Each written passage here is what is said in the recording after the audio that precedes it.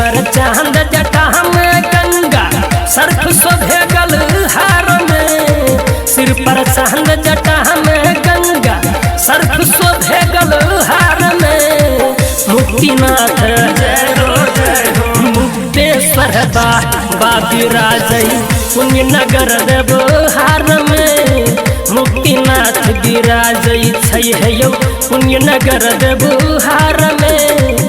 मुक्तेश्वर बाबा विराजै सिर पर चांद जटा में गंगा सर्फ शोभे गल हार में। सिर पर चांद जटा में गंगा सर्फ शोभे गल हार में। मुक्तिनाथ जय हो मुक्तेश्वर बाबा विराजै पुण्य नगर देवहार में।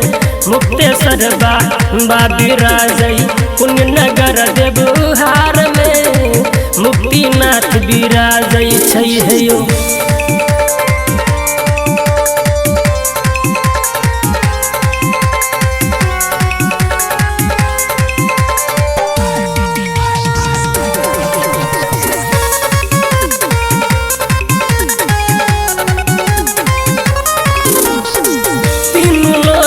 कहबै स्वामी पार्वती पति शंकर दानी।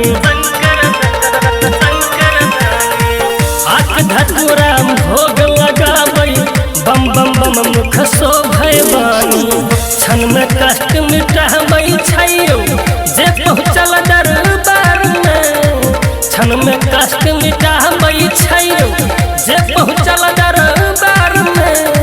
मुक्तिनाथ जय जय जय जय जय मुक्तेश्वर बाबा विराजै पुण्य नगर देवहार में।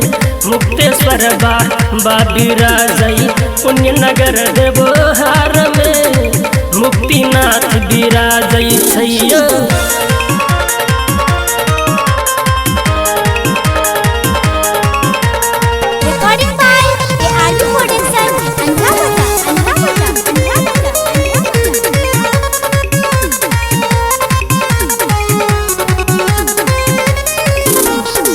अपने भीख मंगई छै देखियो दुनिया लो दानी छै। अनधन के भंडार भरै छै बाबा हमर वरदानी छै। पीब जहर दुनिया के बचलकै सोर छै जग संसार में। पीब जहर दुनिया के बचलकै सोर छै जग संसार में।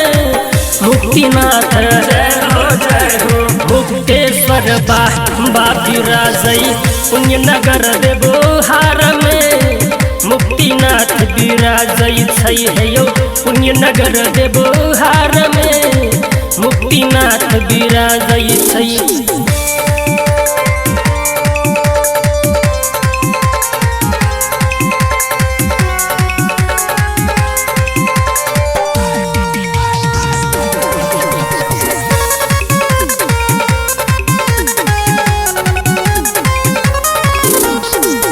बेल पात्र भी जय नहीं छै बाबा चरण नित रोज धरै छै।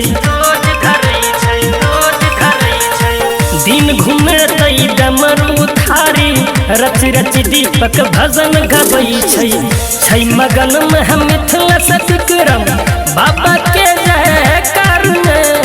छै मगन में बबलू संजय बाबा के जयकार में।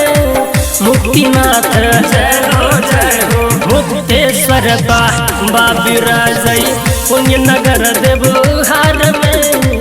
मुक्तेश्वर बाबा विराजै पुण्य नगर देवहार में। मुक्तिनाथ विराजै छै यौ।